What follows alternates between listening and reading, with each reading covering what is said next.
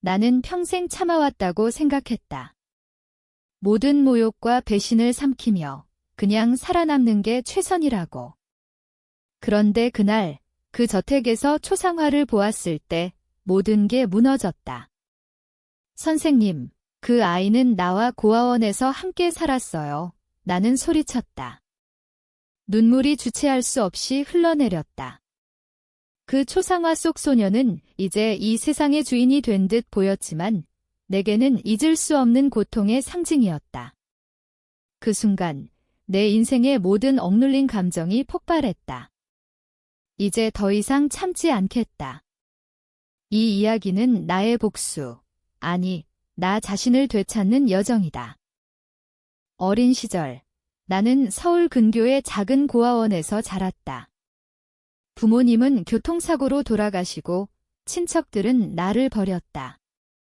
그곳에서 만난 민준이는 내 유일한 친구였다. 우리는 함께 울고 웃으며 서로를 의지했다. 민준이는 나보다 2살 어렸다. 항상 약해 보였지만 눈빛만은 강렬했다. 언니, 나중에 성공하면 너를 꼭 데려갈게. 그는 그렇게 약속했다. 고아원 생활은 지옥이었다. 원장님은 우리를 학대했고 다른 아이들은 우리를 괴롭혔다. 특히 민준이는 작아서 더 당했다. 나는 그를 보호하려 애썼다. 한 번은 민준이가 맞아서 피를 흘릴 때 내가 대신 맞았다. 그 상처는 아직도 내 팔에 흉터로 남아있다. 우리는 밤마다 몰래 이야기하며 꿈을 꾸었다. 우리는 이곳을 벗어나서 행복하게 살자. 하지만 현실은 잔인했다. 민준이가 10살이 되던 해 부유한 가족이 그를 입양했다. 그 가족은 유명한 재벌가였다. 민준이는 떠나면서 기다려, 언니. 곧 데리러 올게라고 말했다.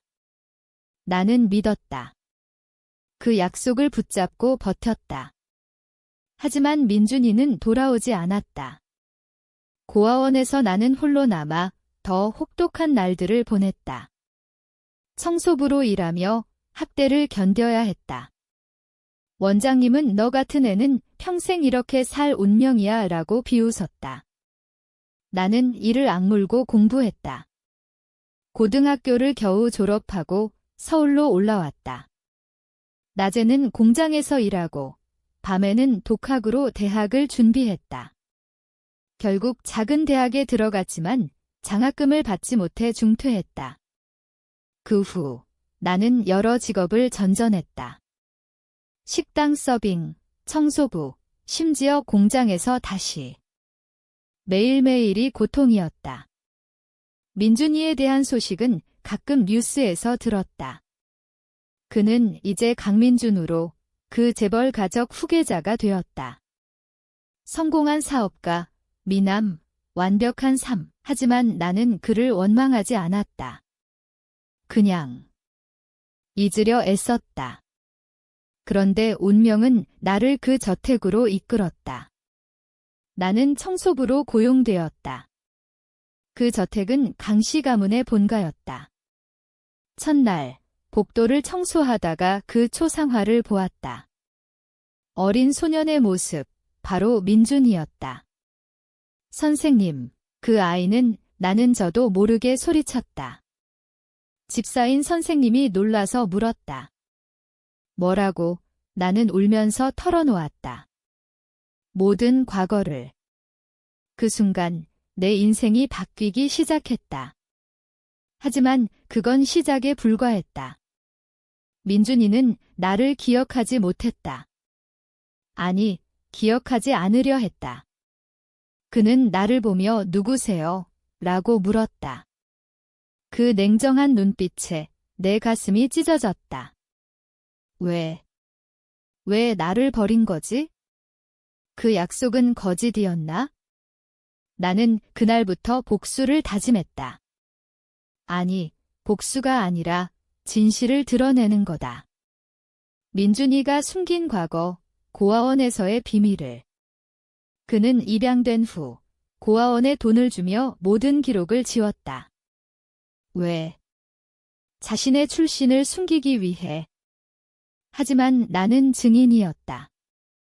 그 비밀을 파헤치기 시작했다. 옛날 고아원 친구들을 찾고 기록을 모았다.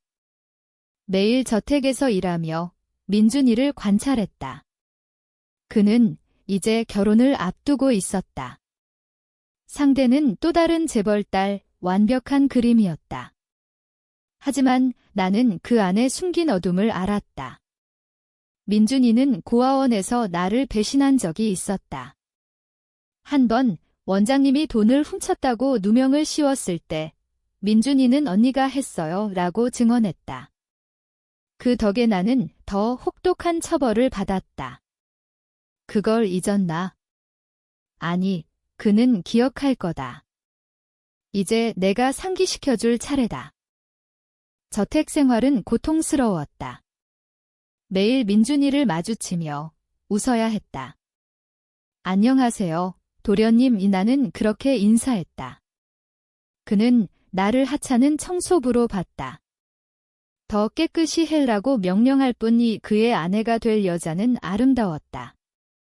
수진 씨, 그녀는 친절했지만 나를 동정하는 눈빛이 싫었다.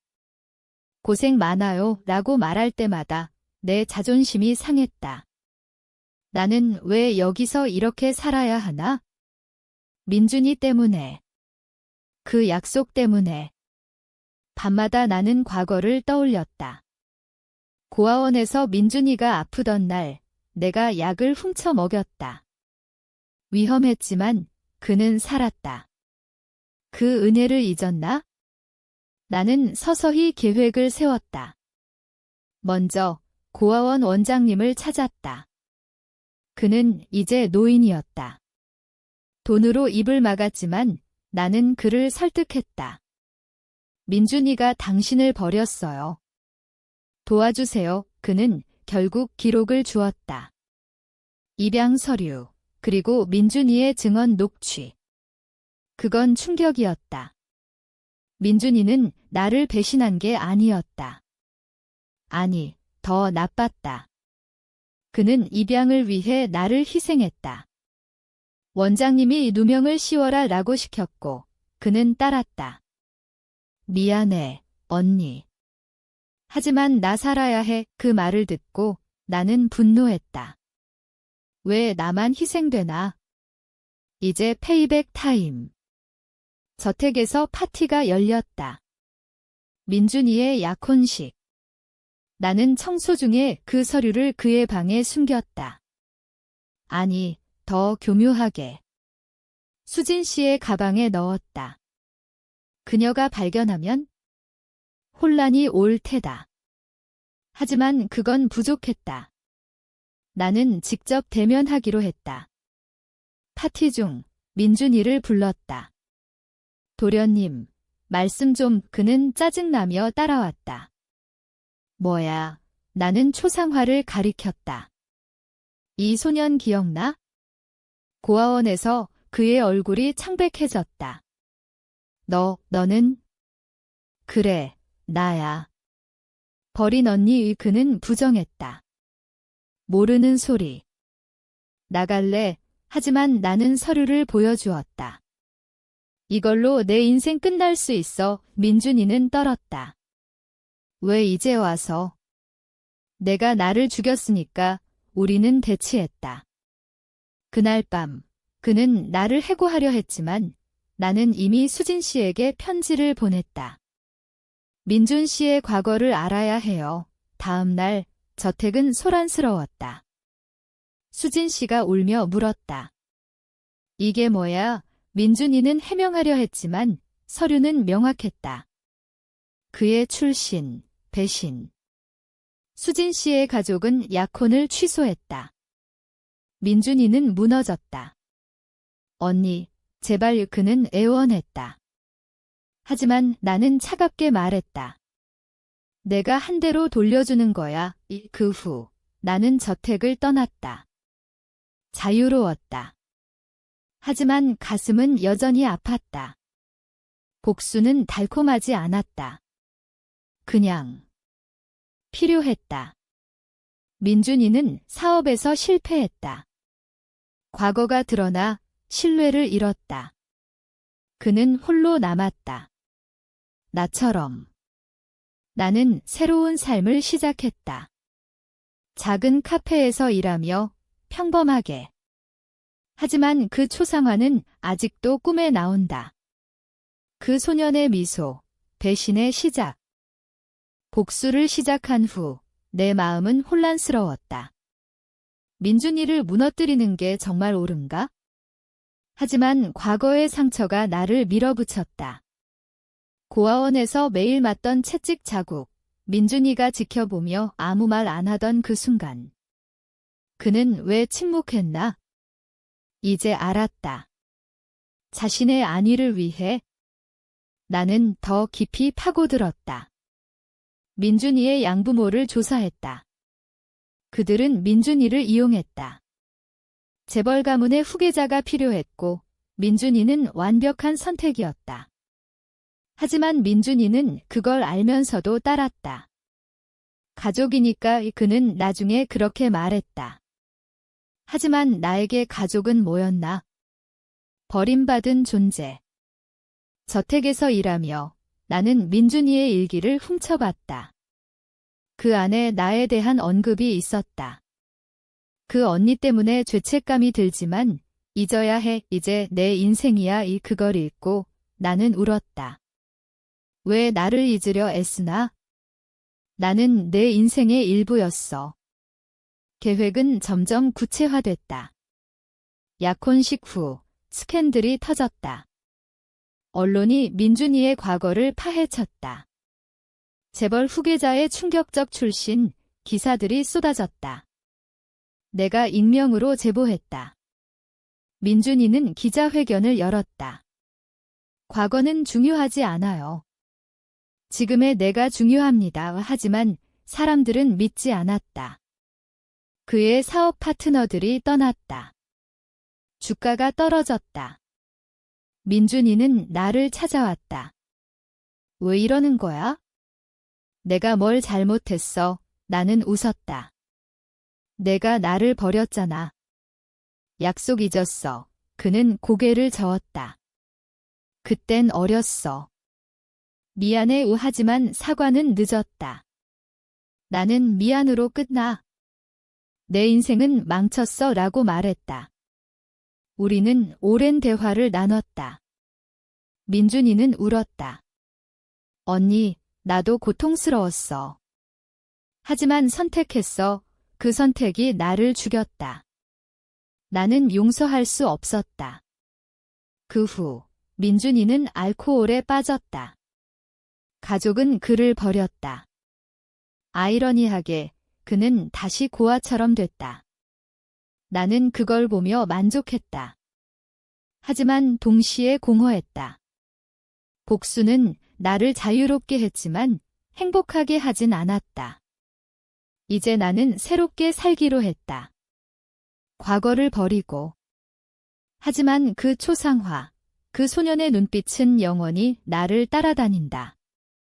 왜 나를 버렸어? 그 질문은 아직도 내 가슴에 박혀 있다. 민준이의 몰락을 지켜보는 건 고통스러웠다.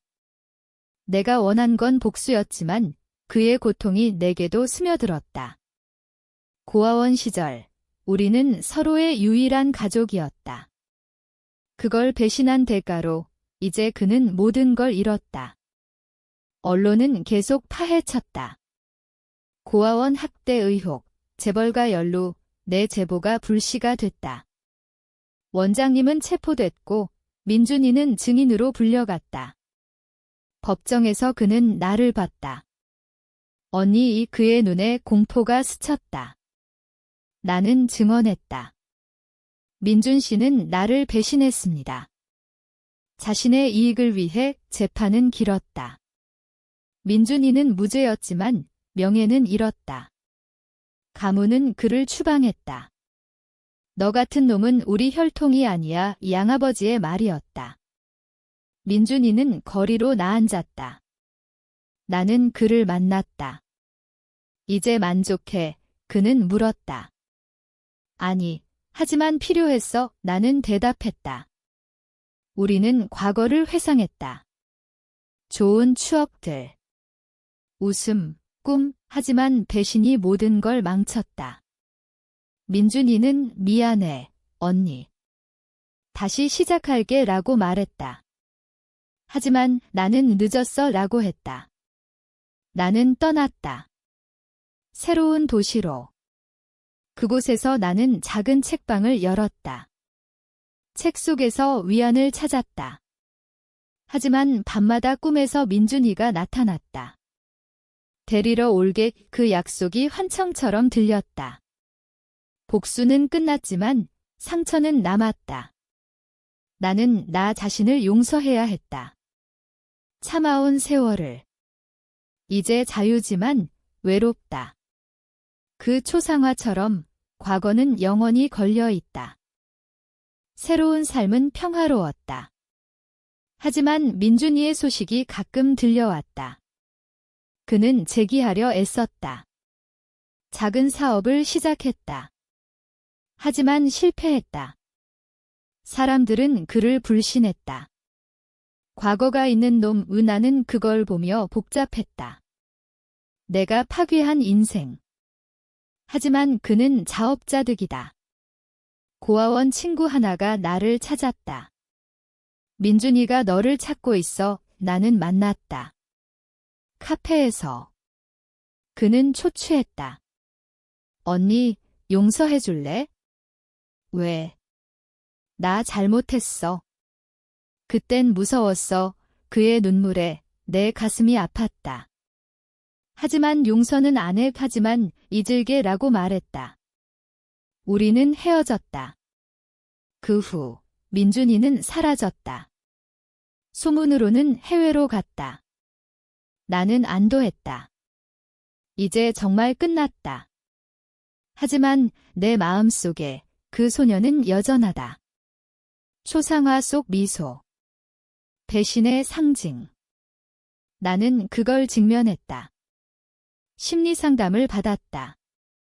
과거를 놓아라. 상담사는 말했다. 나는 노력했다. 새로운 친구를 사귀고 사랑을 찾았다.